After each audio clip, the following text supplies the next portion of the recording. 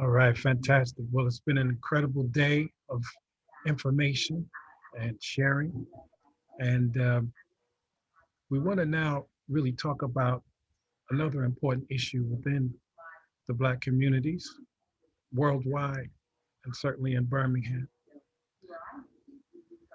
There's a prevalence of kidney disease in the Black community, and that's the name of this additional panel. And we have Dr. Kate Bramham, a clinical senior lecturer and the honorary consultant nephrologist for the Department of Women and Children's Health, School of Life Course Sciences, Faculty of Life Course Sciences and Medicine at King's College in London.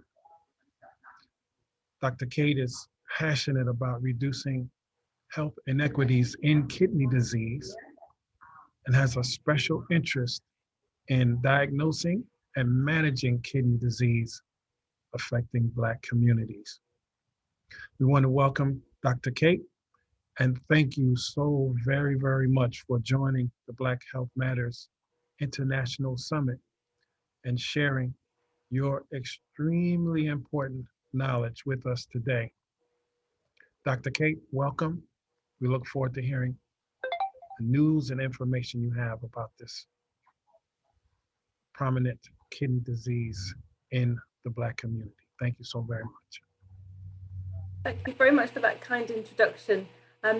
I want to thank the organisers for the opportunity to talk to you. I have to confess I have got a lot of experience talking at conferences and to different students, but I've never done a presentation like this before. So I hope I get it right.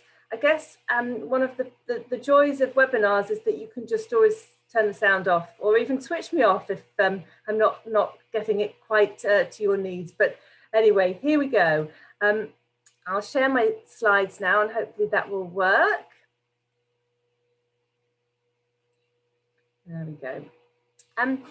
So I'm going to talk about kidney disease in Black communities. I'm going to talk about why we think there's kidney disease in Black communities and about the causes. But I thought I would also take the opportunity to give you a bit of an overview about what the kidneys do.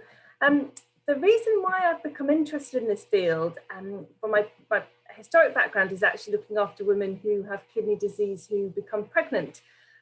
But 5 years ago, I started as a consultant at King's College Hospital, and that's a hospital in southeast London where there's a very diverse ethnic community. And I look after the patients that are just starting on dialysis. And I was already aware of it, I suppose, but it became increasingly clear to me that there were a lot of young Black people that were starting dialysis, and we didn't really understand why their kidneys had failed. And I felt so strongly about how this was impacting on their future, their lives, their families' lives, their communities' experience. That I felt that it was important that I started to do a bit more. And I'd like to sort of share with you a little bit about my current knowledge, and maybe in the chat afterwards we can kind of explore what we think needs to be done to improve the situation. So as I said, I'm going to take the liberty, if that's all right, to talk a little bit about what the kidneys do first of all, and the symptoms of kidney disease, how we currently test for kidney disease and some of the current treatments for advanced kidney disease available. And then I'm going to touch on the topic that I think we're really kind of most interested in, and why Black communities are more affected. So just to backtrack, if I may, that the kidneys, I'm passionate about kidneys because I think they're just absolutely incredible in terms of what such tiny organs can deliver. And even people who have got one kidney and survive, they're tiny, but they do so much. They're in your back and just kind of below the ribs there, as you can see on this picture. And they're composed of millions of blood vessels. And these millions of blood vessels take blood from the circulation system through the kidney and through these filters here. I'm not sure if you can see my arrow. And that is the processing unit of the kidney, the nephron, as we call it. And And it's no surprise that because the kidneys are so full of blood vessels, that they are very commonly affected by other diseases that affect the blood vessels. So diabetes and hypertension, which we know are the conditions that can cause other blood vessel problems that lead to heart attacks and strokes. And I'll talk about that in a little bit more detail shortly.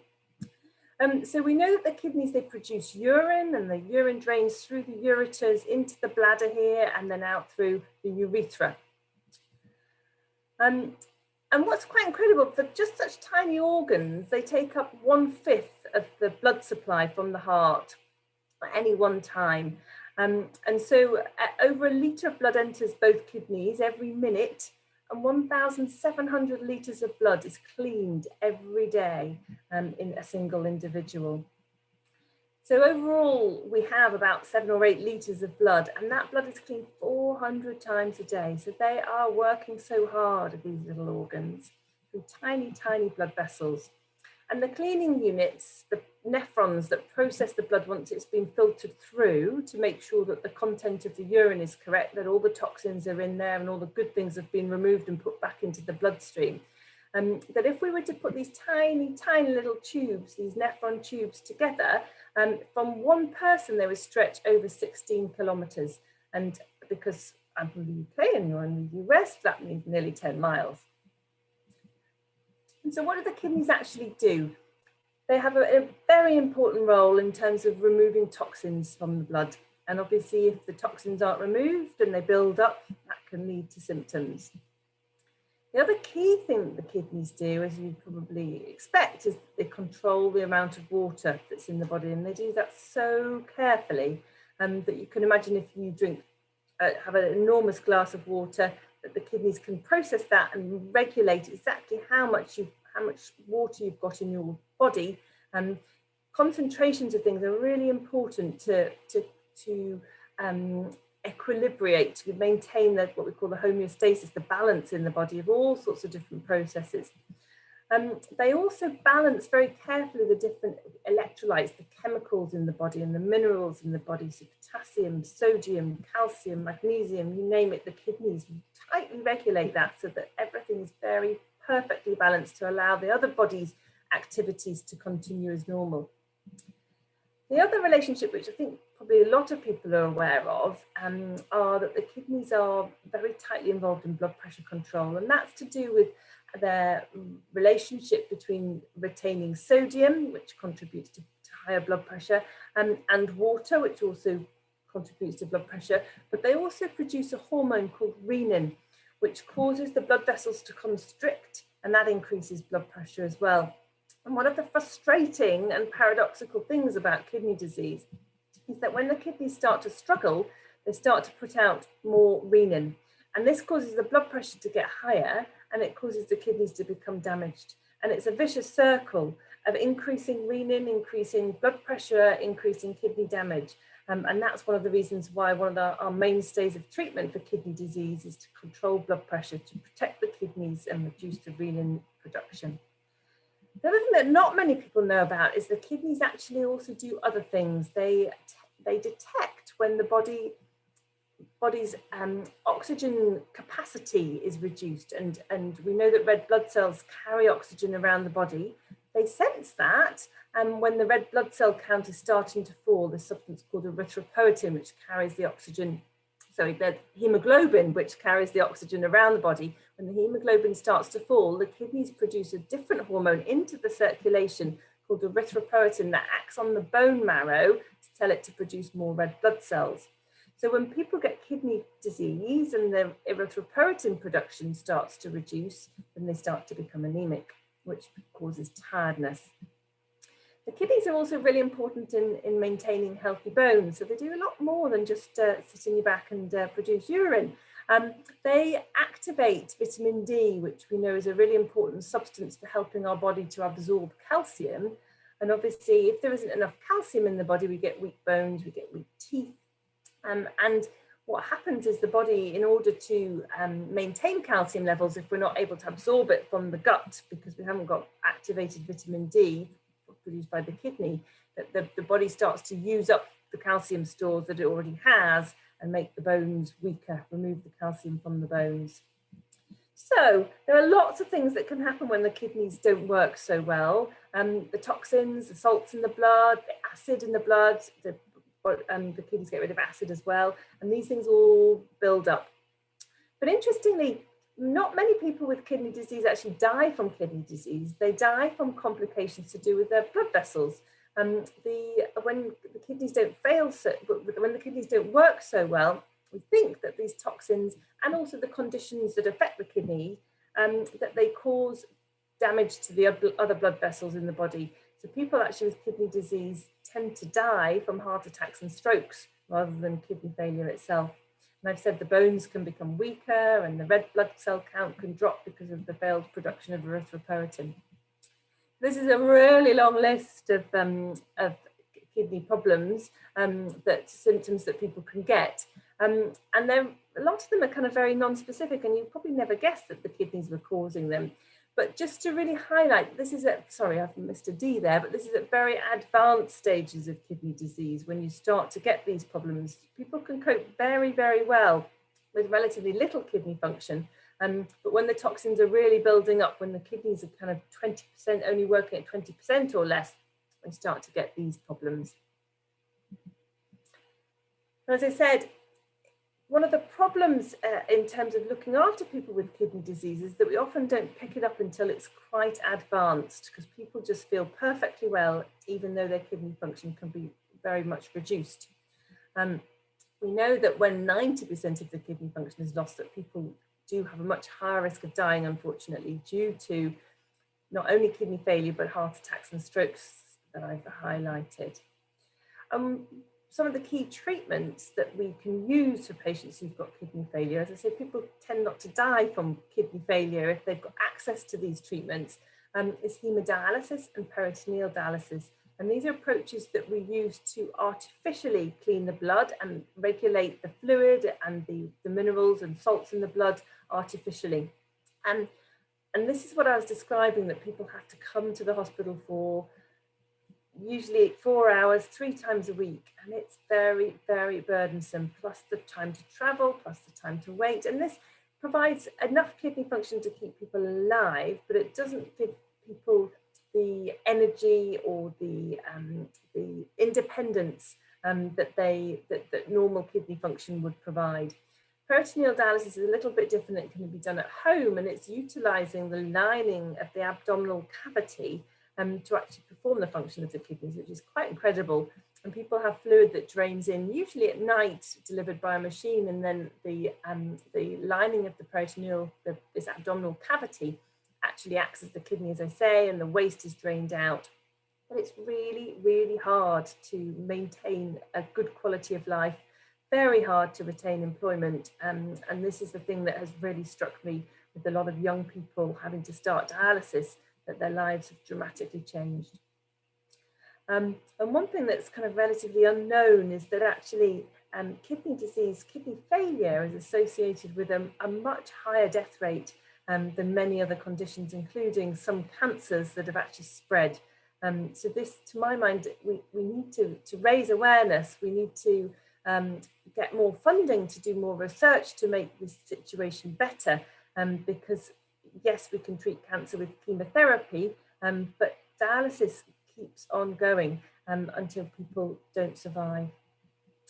One other very successful treatment, of course, though, is a kidney transplant. And just out of interest, the kidney transplant is a new kidney that's not put where the old kidneys are. It's actually put into the groin, because it's easier to access there. It's easier for the surgeons to put it in, and we use the blood vessels actually supplying the legs and to plumb the new kidney in so that it can get a good blood supply. And I know that this is a problem in the States, but it's also a big problem in the UK, that people from, sorry, this is an old slide, and obviously we're no longer using this categorization of ethnic minority groups, but people from ethnic minority groups in the UK and in the US have to wait a lot longer for organs, and much less likely to get on the waiting list even, and they wait a lot longer once they are on a waiting list for kidney transplants.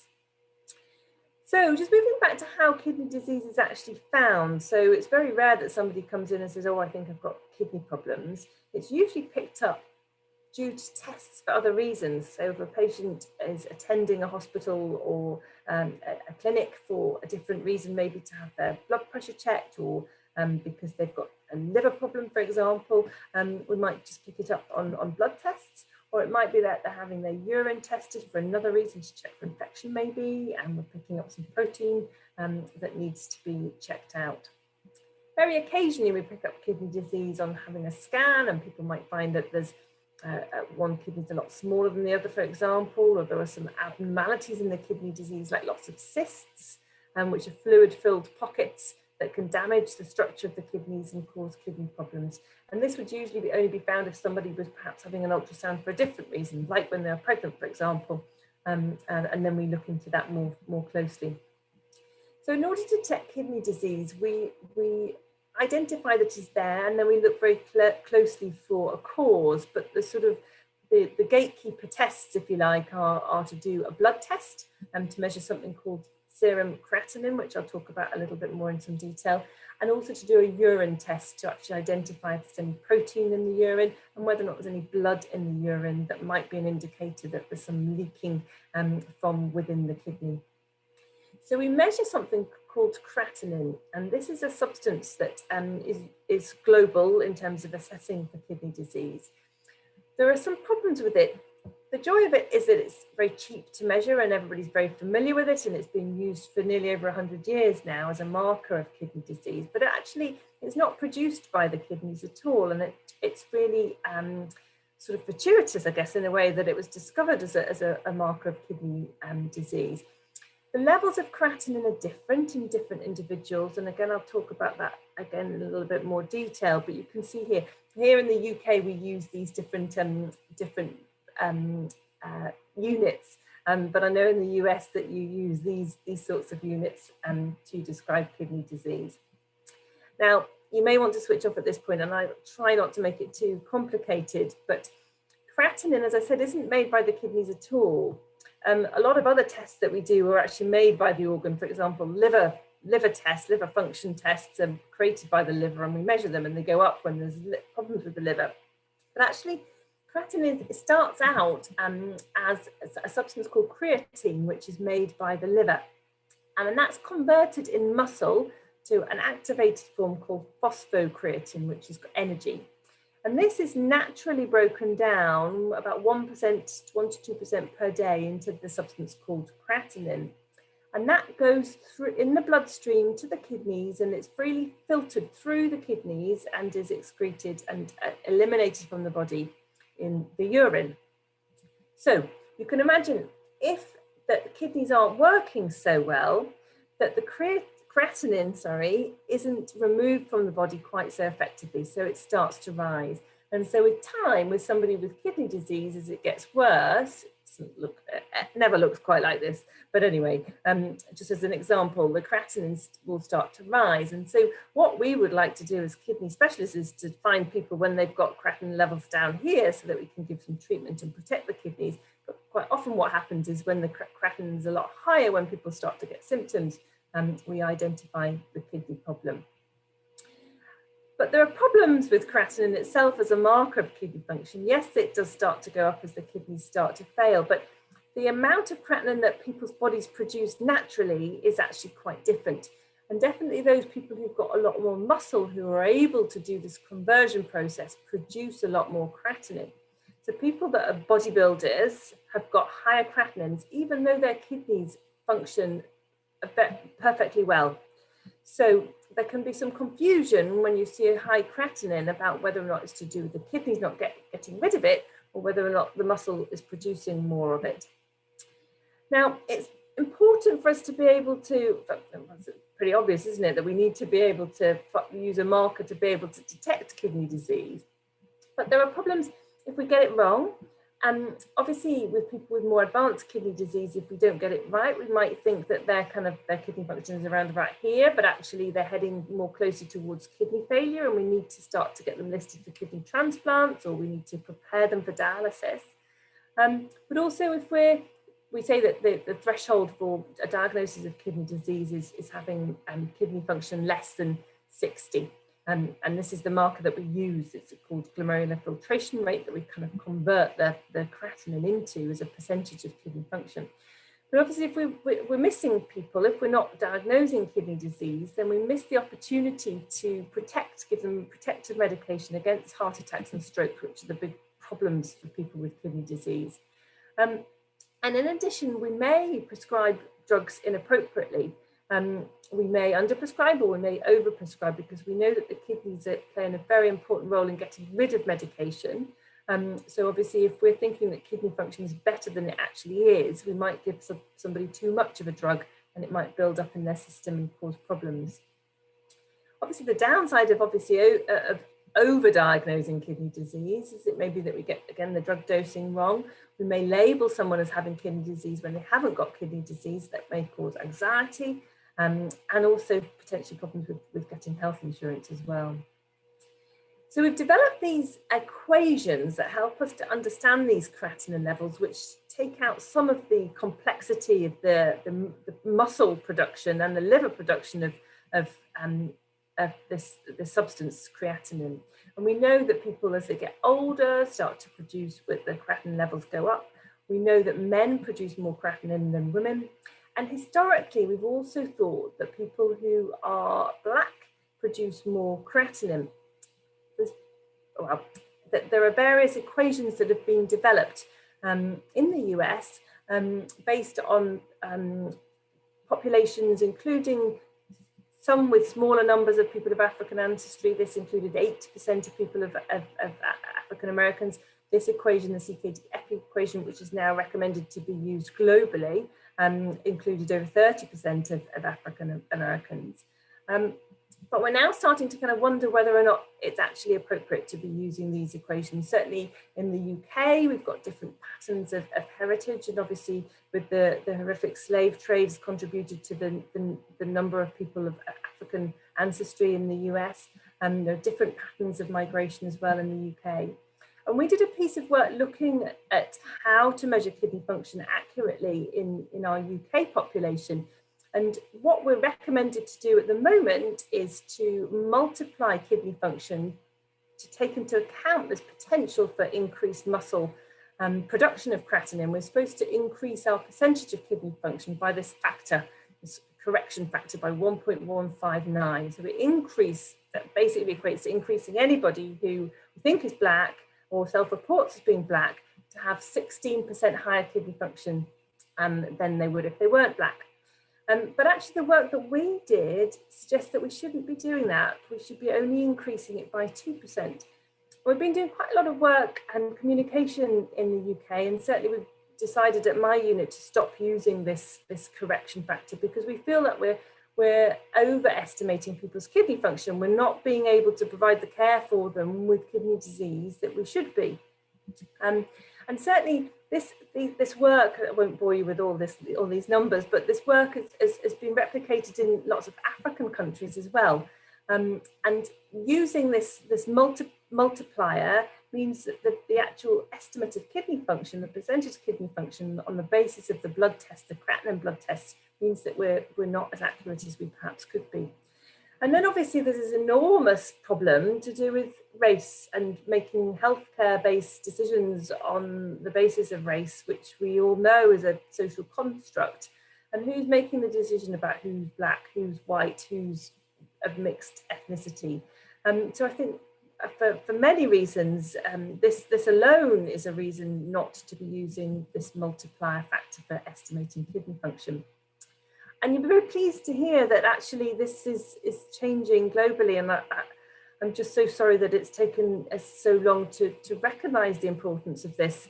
But there's a task force in the US that are working very hard to gather more information about how better to measure kidney function in different ethnicities. But they've already recommended that we shouldn't be using it, and certainly in the US it shouldn't be used. And we need to consider the individual in front of us based on our assumptions about their muscle mass and their age and their sex. Obviously, I have to say it's harder now that we're moving practice into more of a virtual care world. I'm sure it's the same with the COVID pandemic, that certainly in the UK we're having to do a lot more work remotely, and that sort of adds further complexities. But I think it is best practice at the moment not to be making any changes on the basis of race for estimates of kidney function. And now moving on to kidney function as a bigger problem and where it is in the Black community. And it's known as the silent killer, as I've described, because it doesn't present until late. People don't have complications, and it's estimated to actually be one of the leading causes of global mortality in the next few decades, unless we do something about it. The biggest causes of kidney disease, particularly in the US, are diabetes and high blood pressure. But there are also genetic conditions which we think are likely to be contributing, and other problems that where the kidneys become blocked, for example, and that causes damage, or whether or not they're inflammatory conditions, particularly lupus, which can also damage the kidneys. But we also know that there are lots of health inequalities in terms of who gets better care for their kidneys and who progresses more rapidly. And certainly we know that lower socioeconomic groups are more likely to firstly develop kidney disease and also to have more rapid progression and to die younger, unfortunately. We know, interestingly, that women are more likely to be diagnosed with kidney disease, but men are more likely to start dialysis, and we don't really understand the reasons for that. It might be that women are more likely to engage with their healthcare, perhaps, and perhaps unsurprisingly, that older people are less likely to get kidney transplants.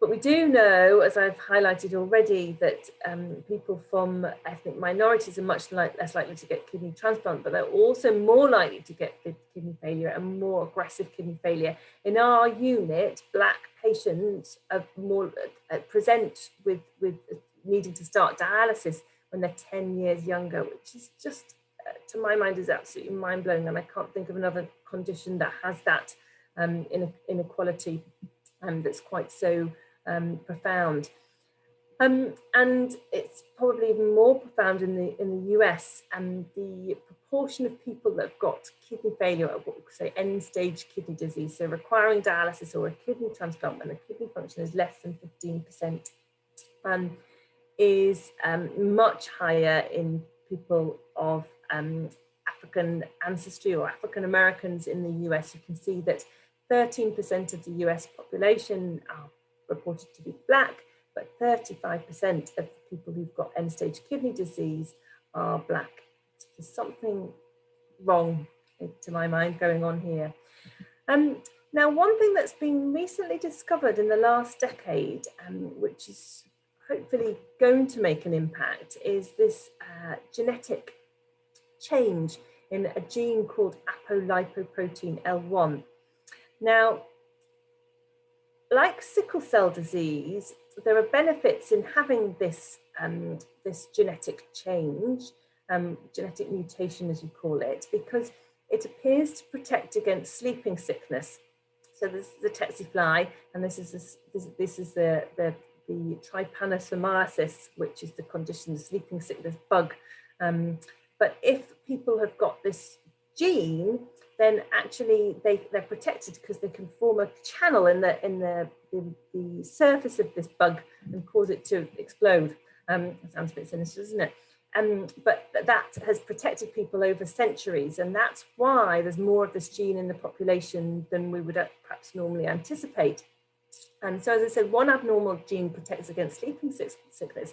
But what has recently been discovered is that if you've got two of these abnormal genes, like sickle cell, where one gene protects against malaria, but two abnormal genes causes sickle cell disease, two of these ApoL1 abnormal genes means that you're up to 17 times more likely to get kidney problems, particular types of kidney problems as well.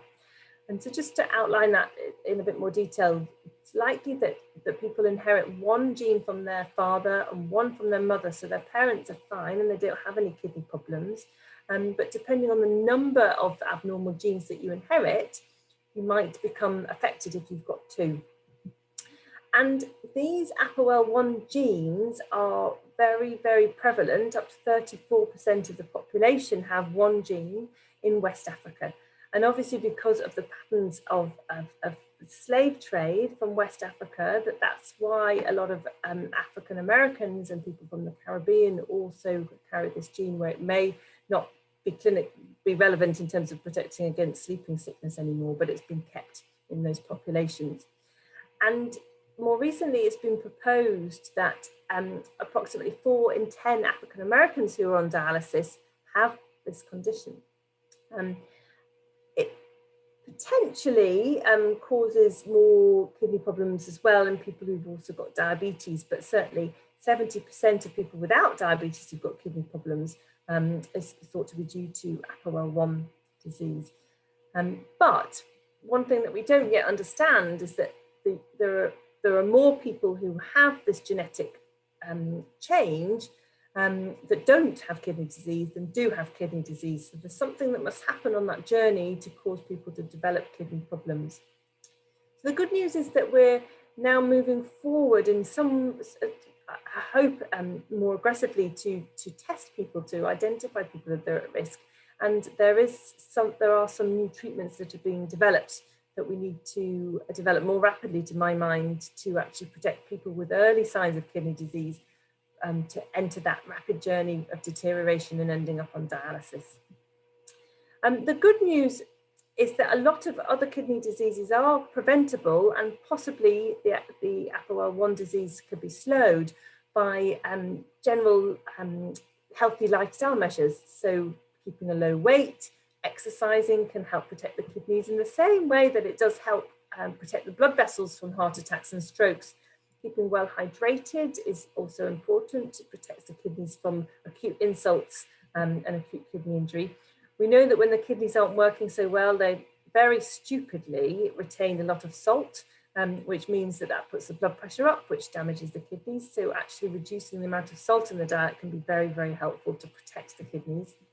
And as I've said already, preventing blood pressure, controlling blood pressure, pushing blood pressure down as far as we possibly can with the medications that we've got can definitely help protect the kidneys. And that is the biggest treatment that we have at the moment to protect the kidneys. Eating healthily, leafy greens, beetroot is very important for keeping the blood vessels healthy. And interestingly, people that are happier are less likely to get kidney problems as well. So I don't unfortunately have a recipe for staying happy, but certainly people that are depressed are more likely to get kidney problems too.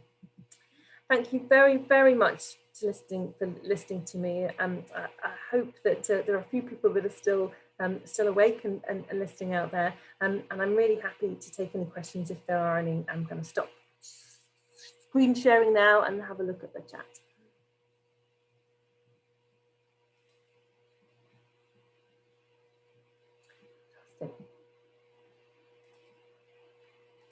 Can't see anything in the chat at the moment, but what I'll perhaps do is just wait a few more minutes and see if there are any more questions that come in. I apologise, I do appear to have run way over time. I'm so sorry.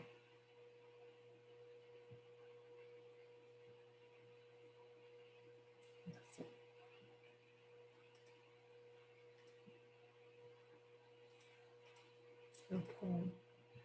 Well, thank you ever so much for inviting me. I've really enjoyed talking, and I wish you all the best, and I hope you enjoy the rest of the day. Thank you very much.